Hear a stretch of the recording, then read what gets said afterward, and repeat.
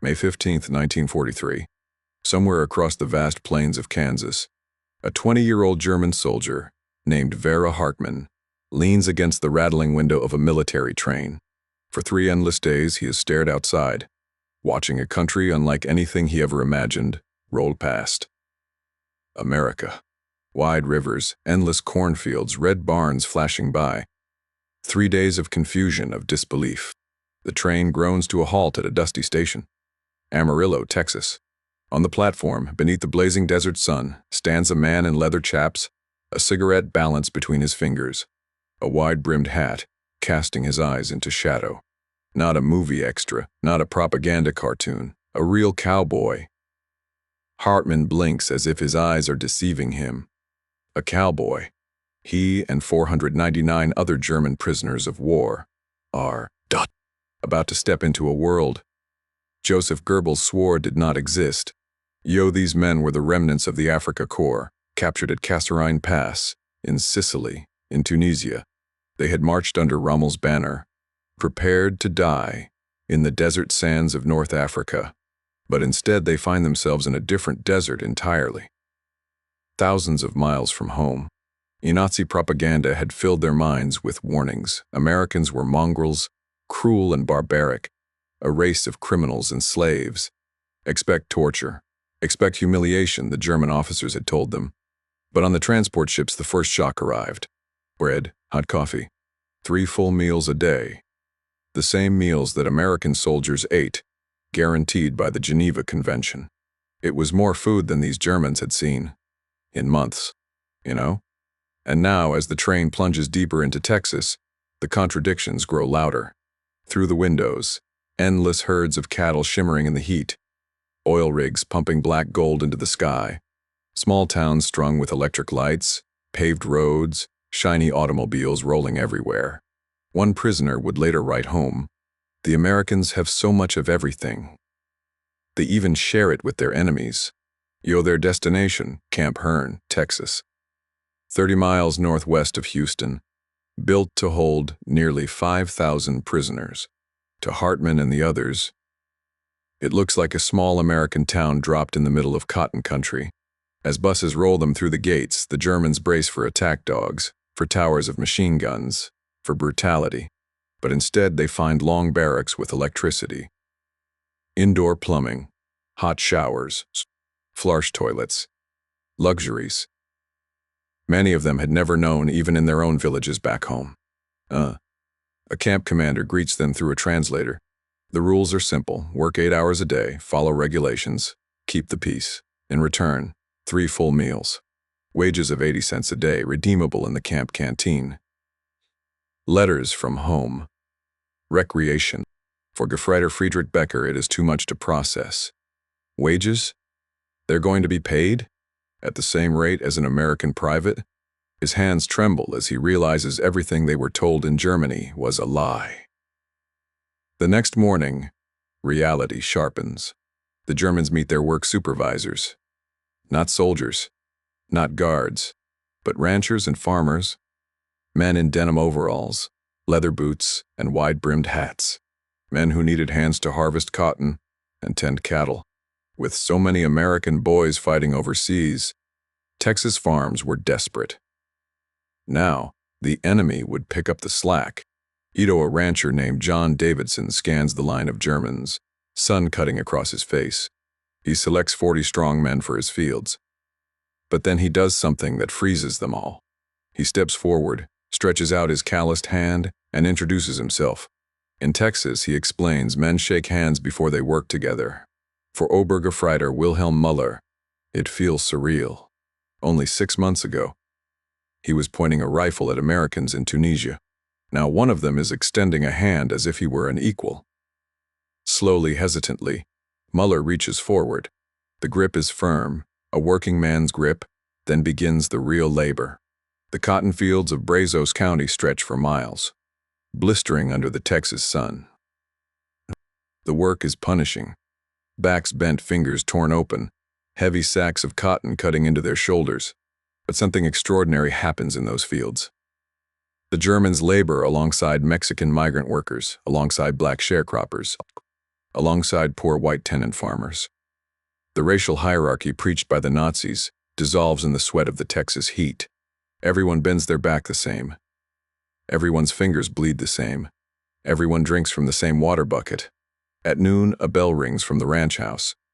Rosa Martinez, the cook, stands by a long wooden table. The prisoners brace for bread crusts, thin soup, the humiliation they had been taught to expect. Instead, she ladles steaming beef stew into their bowls, cornbread, sweet tea sweating in mason jars, apple pie fragrant with cinnamon. Rosa doesn't speak German.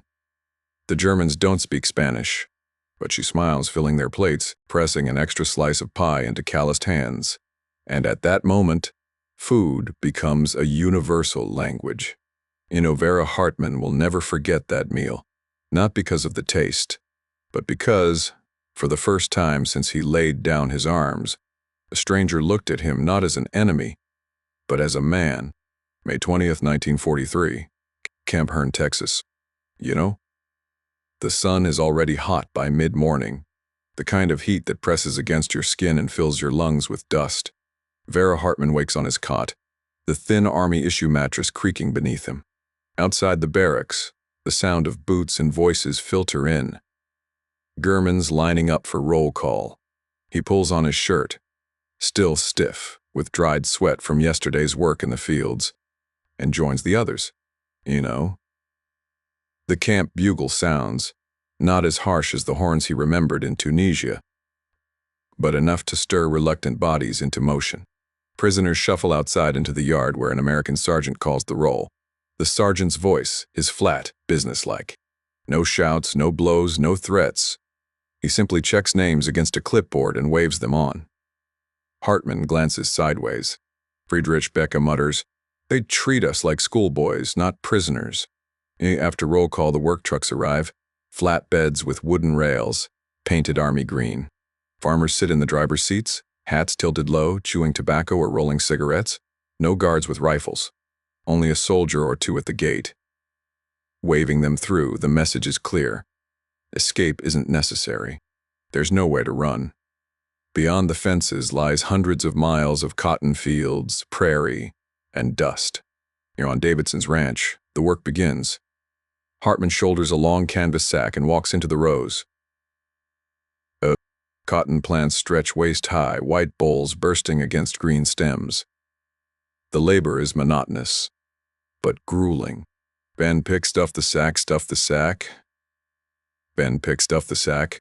By noon, the men's hands are raw, pricked with thorns, their shirts soaked through. Yet when the dinner bell rings, Rosa Martinez is waiting again. Pots of beans simmering, cornbread fresh from the oven, pitchers of sweet tea sweating on the table. The POWs sit in the shade with Mexican migrants and black sharecroppers, eating side by side. It's unthinkable to them. Back in Germany, propaganda painted America as a land of savages, races divided by chaos. But here in the Texas heat, they eat together, laud at the same jokes even when they don't understand the language, nod at each other with tired respect. Hartman studies Rosa as she works, her face glowing with sweat and kindness. He will later write in his diary, "We came expecting hatred. Instead, a woman with dark skin fed us like sons. That was the beginning of my undoing." Life in Camp Hearn settles into rhythm, work in the fields, return to barracks. Evening recreation. The camp is a small town, a library with English and German books, a chapel, even a theater built from scrap wood.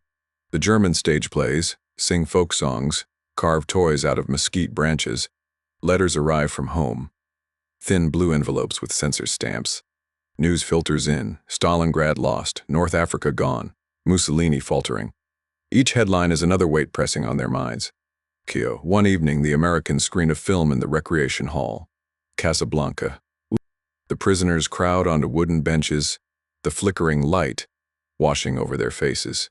For many, it's the first time they've seen an American movie outside propaganda.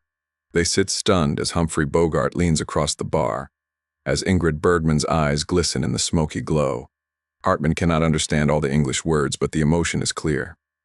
Freedom. Love. sacrifice.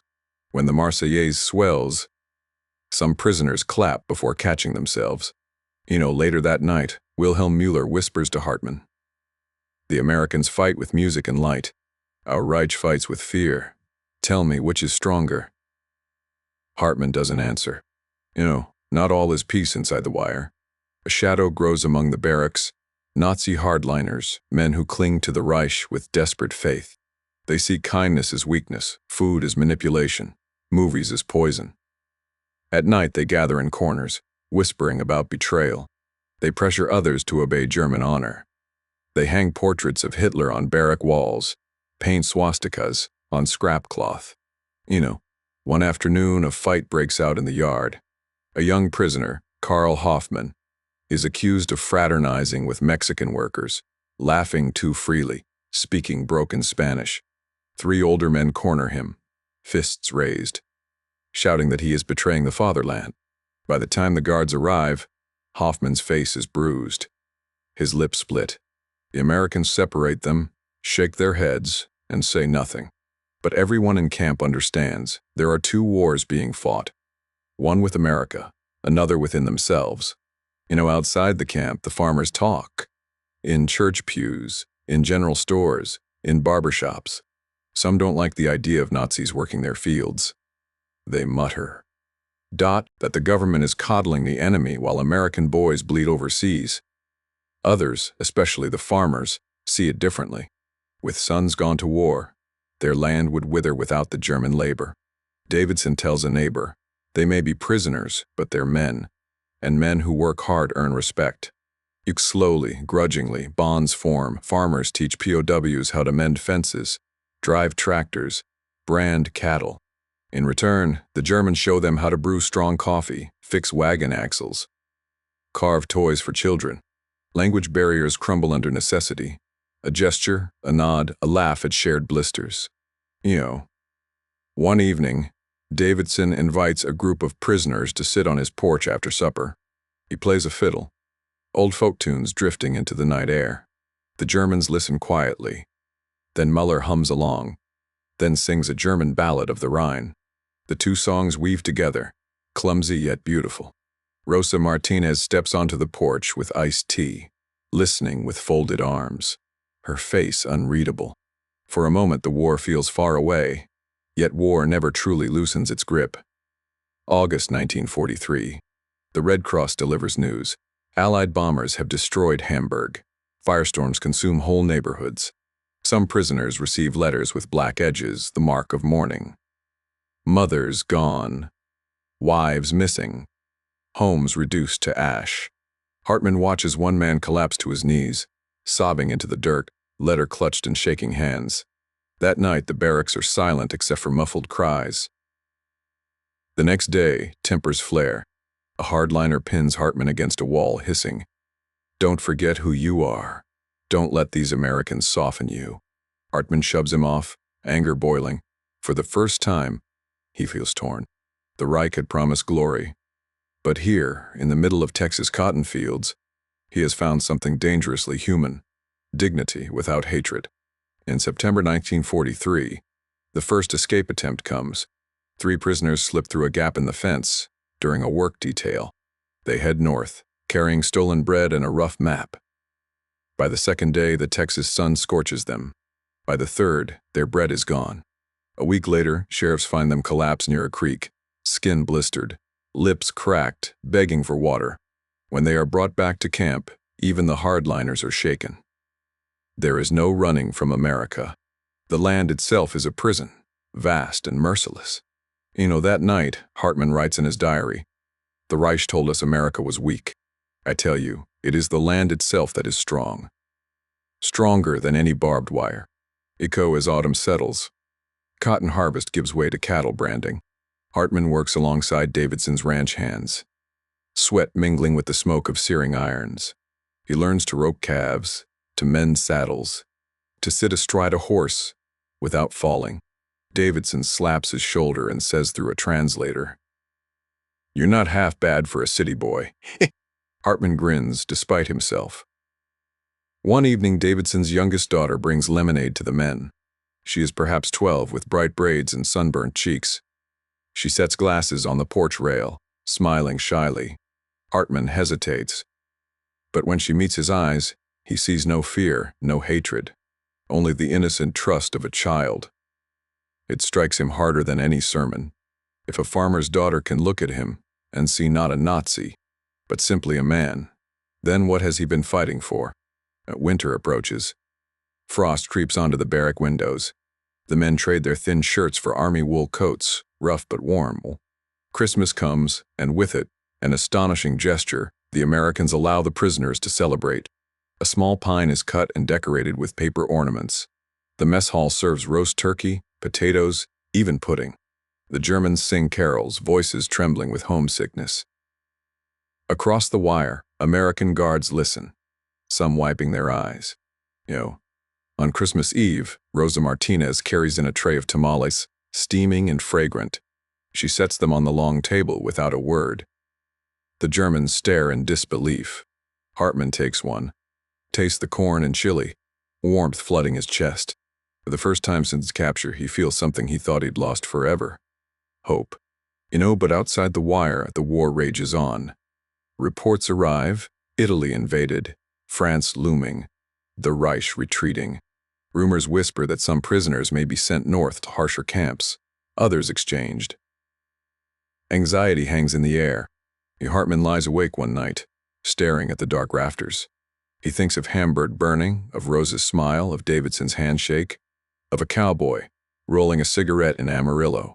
He realizes with a shuddering breath, America has not only imprisoned his body, it has captured his certainty.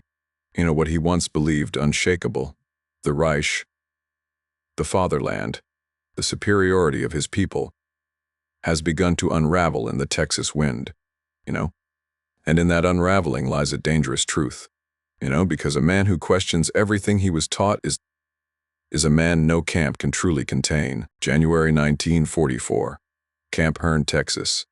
The frost has settled across the cotton fields. Icicles hang from the mess hall roof, catching the pale morning sun.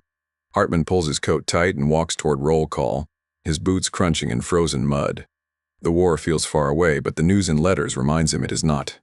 Allied forces push into Italy. The Red Army advances west. The fatherland is shrinking on the map. Inside the camp, change hangs heavy in the air. The prisoners are no longer unified. They are fractured. One side, the hardliners, who cling to Hitler's vision as if it were their only anchor. They form secret committees, police. They whisper that kindness from Americans is a trick, that eating tamales from Rosa Martinez is betrayal. They scrawl swastikas on walls, hold clandestine meetings in barracks corners. The other side, men like Hartman, Muller, and young Karl Hoffman, men shaken by what they have seen, men who wonder if perhaps the Reich lied, if perhaps America is not the barbaric land they were told. They work willingly in the fields, laugh with Mexican pickers, exchange nods with black sharecroppers. They do not spit out American food. They savor it. And that alone is enough to mark them as traitors. It begins one bitter evening when Hartman returns from Davidson's ranch. His body aches from branding cattle, but his heart is strangely light. Davidson had given him a small gift. A pair of worn leather gloves. No man should freeze his fingers off. Working, the rancher had said simply. Hartman slipped the gloves under his pillow that night. Too valuable to display, but when he rises for morning roll call, they are gone. In their place lies a note, scrawled in German: coward, collaborator. The Reich sees you. He crumples the note in his fist. His stomach churns. He knows who did it. The hardliners. They have eyes everywhere. By February, tension explodes. A prisoner named Otto Kranz, once a tank gunner, is found beaten behind the barracks. His crime? Speaking English too fluently with a guard, asking for extra books from the camp library. He survives, but his face is broken. His silence permanent. The Americans notice the bruises, the hushed whispers, but they turn away.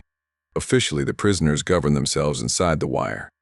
So long as order is kept, the guards know that if they intervene too strongly, It will only inflame the Nazi loyalists further. So they let the prisoners police their own. The price is fear. Hartman feels it every night as he lies awake. Loyalty to the Reich used to be instinct. Now it feels like chains. March 1944. Another escape attempt. This one is different. Organized, deliberate. 5 men cut through a fence under cover of darkness, carrying stolen clothes and maps copied from almanacs. The Americans discover them missing at morning roll call. Alarms echoing through the camp. Trucks roar down dirt roads. Guards fan out with rifles. 3 days later, the escapees are found near the Brazos River, huddled in a barn, half-starved. But 2 men do not return. Rumors spread. They drowned, or perhaps they reached Mexico. The uncertainty gnaws at everyone. The hardliners celebrate, calling them martyrs of German honor. They whisper that the Reich will reward them when victory comes. But in the mess hall, Hartman notices the silence. Most men eat in quiet, eyes lowered, chewing slowly. Fewer and fewer believe in victory anymore. Spring comes. Bluebonnets spread across the Texas fields, stubborn blossoms of color. The air warms, and work in the fields resumes at full force. Hartman returns to cotton rows, the rhythm familiar now. Bend, pick, sack, sweat. He no longer thinks of himself as a soldier here. He is a worker, a farmhand, part of the land. One day, as he bends to lift a sack, a black sharecropper named Elijah pats his shoulder and says in slow German, "Strong man, good worker." The words are clumsy, but the smile is genuine. Hartman is stunned. This man, whom the Reich would have branded as inferior, treats him with respect. That night, Hartman writes in his diary, "The Reich told us we were the masters. But here in Texas, the ones we called inferior teach us humanity." Conflict sharpens. Wilhelm Müller, once loyal, begins openly mocking the hardliners. He tells jokes at their expense, sings American songs he's learned phonetically. One night, a group of hardliners surround him in the barracks. Hartman sees it coming, steps forward, and places himself between Müller and the others. "Enough," Hartman growls. His voice is low, steady. For the first time, he feels unafraid. The hardliners glare at him, but they back away. For now, Müller clasps his shoulder. "Careful, friend. They smell weakness like wolves." Hartman nods, but inside a fire has lit. He is tired of fear. Keyed outside the wire, the war keeps changing. D-Day comes in June. The camp buzzes with rumor. Letters bring fragments of truth. Normandy invaded, the Reich under siege. Some men weep, others rage.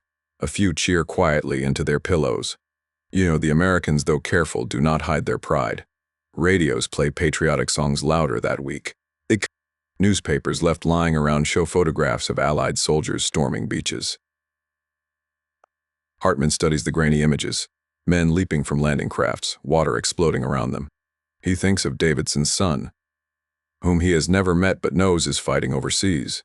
Perhaps he is in those photographs. Perhaps he is already dead. The thought unsettles him. He no longer wishes death upon his captors. Summer scorches Texas. Work in the fields becomes brutal again. But the bonds between men deepen. Hartman and Müller trade jokes with Mexican workers. Swap food with sharecroppers. Even as fragments of English with guards. The walls of propaganda crumble a little more each day. But the hardliners grow more desperate. Their Reich is crumbling overseas, and so they tighten their grip in the camp. They distribute pamphlets smuggled through letters, swear that Germany has secret weapons, whisper that victory is only weeks away. They cannot let go.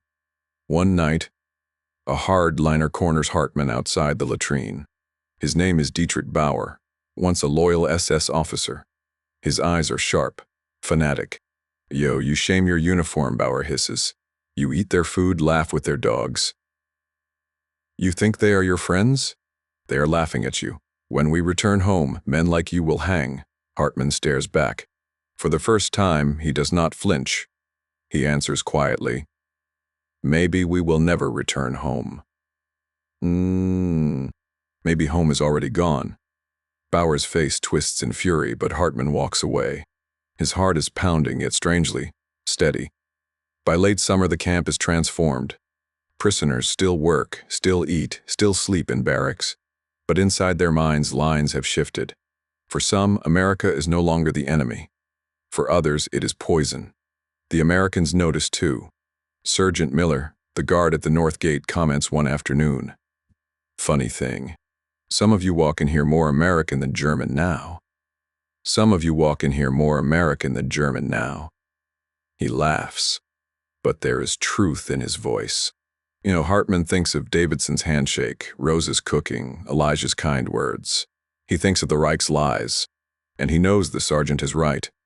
Something inside him has changed, perhaps forever. Autumn approaches again. Cotton fields turn brown. The harvest nearly done. The war overseas rages on. No. But in Texas, the days fall into rhythm, Then one night in October, the balance shatters. A hardliner is found dead behind the mess hall. A knife buried in his chest. Panic spreads. Whispers of murder, betrayal, retribution. Guards storm through the camp. Searchlights sweeping, dogs barking. But no culprit is found. For the first time, the Americans fear the camp itself. For the first time, the prisoners realize the war they thought was far away has bled into their own ranks. Hartman lies awake that night, staring at the rafters. His heart is heavy. He came here a soldier of the Reich. He is no longer sure what he is. But he knows one truth with certainty. There is no going back. By dawn, the camp had erupted into controlled chaos. Guards stormed the barracks, shouting orders, slamming rifle butts against the bunks, demanding answers that no prisoner dared give. Roll calls stretched for hours, each man scrutinized, names barked out, punishments hinted at. The Allies knew what had happened, even if they lacked the details. An escape had been pulled off, and their grip on order had slipped in the night. For the men left behind, the weight of failure and triumph mixed uneasily. Whispers carried down the rows of prisoners. Had Muller made it beyond the fence? Had Dietrich evaded the patrol dogs? Had anyone seen Karl after the final dash toward the tree line? No one knew for sure, and in that, not knowing was a strange kind of hope. As long as word had not returned of capture, the dream of freedom lived on. Weeks passed and the camp settled back into routine, though it was not the same as before. Barbed wire seemed higher. Spotlights swept slower, more deliberately. Guards carried themselves with renewed severity, their tempers thinner, their punishments harsher. But among the prisoners, something else had grown. Belief. If escape was possible once, it could be possible again. The daring of a few had rekindled the spirit of many. Then came a letter. It was smuggled in, folded into the seam of a Red Cross parcel, the handwriting cramped, but unmistakably Muller's. He had made it. Against all odds, he had crossed rivers, stolen food, hidden in barns, and finally found refuge with a sympathetic farmer who, for reasons of his own, had risked everything to shelter him. The letter was brief, almost too brief, but it was proof. Proof that the fences could be beaten. Proof that a man could vanish from the watchtowers and live free under the same sky. For Karl and Dietrich, no such news came. Rumors trickled back. 2 men caught near a train station, others discovered by dogs in a thicket. Some prisoners whispered their names, others refused to, as though silence might protect their memory. The truth was never certain. History rarely records the fates of men who vanished into the night and left no papers behind. Years later, when the war had ended and the camps were emptied, some of the former prisoners told their stories. They spoke of hunger, cold, and the crushing sameness of the days. But they also spoke of that one night, when courage rose higher than the guard towers, when fear bent under the weight of desperation, and when men reached for freedom even if it cost their lives. For some, it had cost everything. For Muller, it had given him a second chance at life, and for those who remained, it had left a memory that burned brighter than any prison lamp, the sound of footsteps pounding across frozen earth, the rattle of the fence as it gave way, and the echo of a choice that refused to die, to escape from history. One man would later call it, his eyes misting. As he tried to put words to what it meant, it was more than survival, more than defiance. It was the stubborn refusal to let the war write, the final chapter of their lives. And so the story endured, not just in archives or forgotten diaries, but in the whispered recollections of men who had once been numbers behind wire, who had once believed the world had forgotten them. The escape had not freed them all. It had not toppled empires or ended the war, but it had given proof of something that mattered more than victory. The human spirit could not be caged forever. That was their true victory, and that is why, even today, the tale of those who ran beneath the searchlights still carries weight. Because in the end, their story was not just about the prisoners who fled the camp, but about the unbreakable fire that lived inside every man who dared to dream beyond the wire.